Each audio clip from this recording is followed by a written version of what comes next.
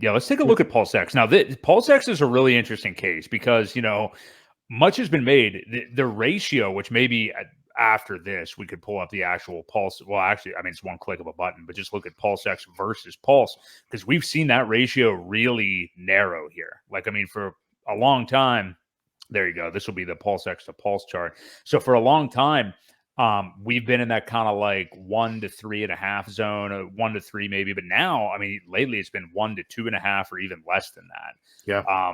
So yeah, there you go. You can see how much it's run up against Pulse. What do you make of that? Because I just DM'd you today. I was like, man, my PulseX holdings are starting to take over my portfolio here because it's just gotten so kind of imbalanced and out of whack. And is this indicative of something that people have speculated about a lot with PulseX? So, like, because of the buy and burn and stuff like that, when it's dead and on the ground, people are just like, oh, whatever, who gives a shit about this thing? But whenever they start to pump, it goes hard, because it did. Well, they're all liquidity tied, right? Remember, Right. everything's bonded, and when things go, they go, and the ones that are the lowest will take off the biggest. That's just one of the things that you have to remember with liquidity bonding and everything like that. How the ratios can change a little bit.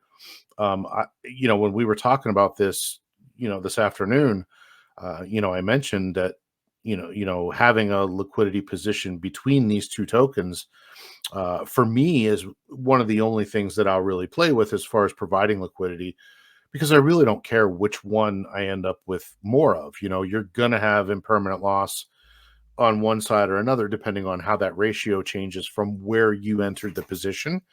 And the only real, I would say, downfall for me with liquidity providing is when you do it with a stable coin.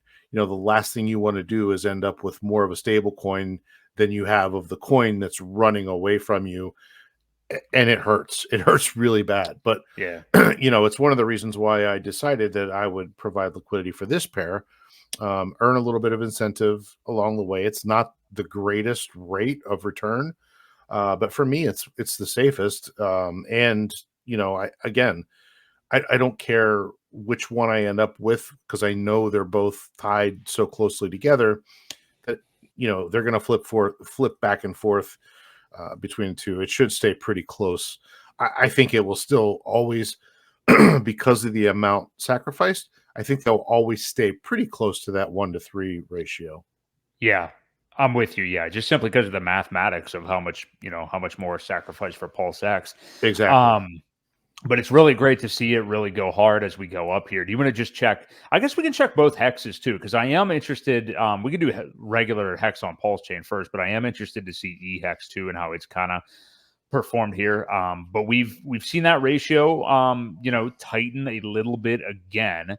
And again, we saw the combined hexes go over 3 cents. So how are we looking here? So this is just regular hex on PulseChain.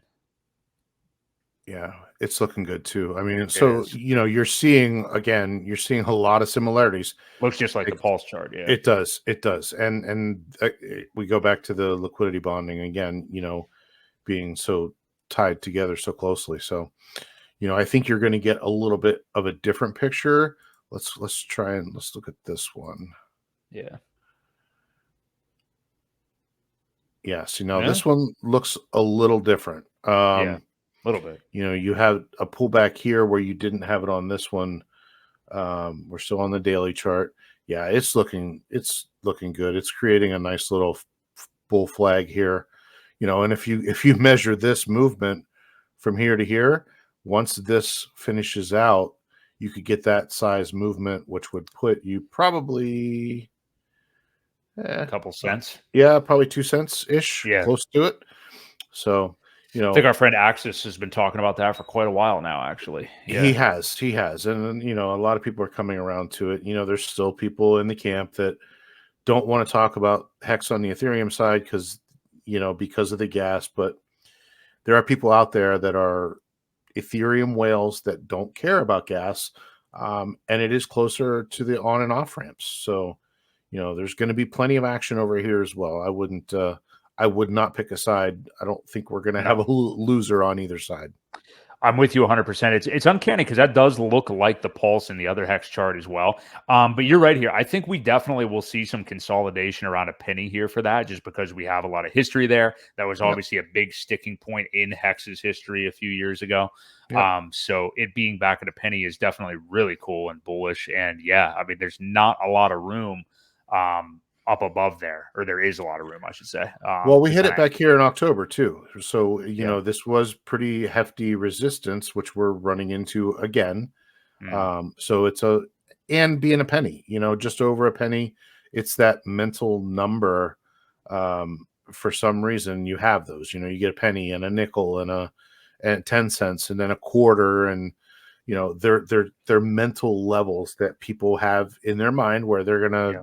maybe either take profit or make a move or try something different. And, that's why it acts that way around those certain areas.